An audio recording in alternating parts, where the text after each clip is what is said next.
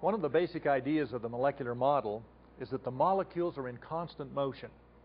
If we could see the molecules that make up the air in the room, we'd find they're going very, very fast, something of the order of 1,000 feet per second. But you also have to imagine that the room is absolutely chock full of molecules. So even as these move rather fast, they go very, very short distances before they collide with other molecules. And rather than moving in long, straight stretches, they in fact move a little bit this way and a little bit that way and a little bit this way and 2 steps forward and 1 step back, a kind of random walk.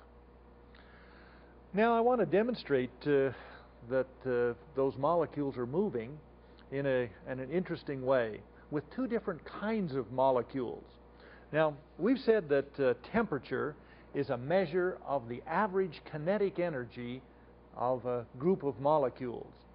And I'm going to take 2 different kinds of molecules but have them at the same temperature. That means the same average kinetic energy. Kinetic energy is 1/2 the mass times the square of the speed of the molecule. But if these molecules have different masses, then they'll have different speeds for the same kinetic energy. Molecules that have a relatively large mass will be going relatively slowly for the same amount of kinetic energy, and those with a small mass will be going relatively fast. I've chosen 2 molecules that have a ratio of their masses of about 1 to 2. That is, one is half as massive as the other. These 2 molecules in the 2 containers here, one is hydrochloric acid with a mass of 36.5, and the other is ammonia in these mass units of 17. So the ammonia has about half the mass of the hydrochloric acid. And that means for the same temperature, the molecules of ammonia will be moving faster than the molecules of hydrochloric acid. And what I'm going to do is let them get in a race with one another. I'm going to put just a little bit of ammonia on that spot that you can see right there, and a little bit of hydrochloric acid on that spot, and let them race toward each other in the middle.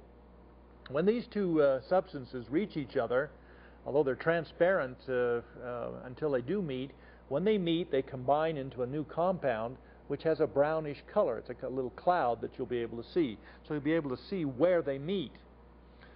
Now the point of it is, since these molecules with the smaller mass are moving faster than these molecules with the greater mass, they won't meet exactly in the middle. And even though they're not traveling in a straight line to meet each other, nevertheless, the one that's going faster ought to cover more distance in this amount of time than the one that's moving slower. So let's put down the drops on the 2 spots and see where, in fact, they meet. So I'll take a little bit of the ammonia and a little bit of the hydrochloric acid, and here with, I hope, nerves of steel, put down just a drop of ammonia, or 2, 1, 2, and then a drop of the hydrochloric acid on the other spot,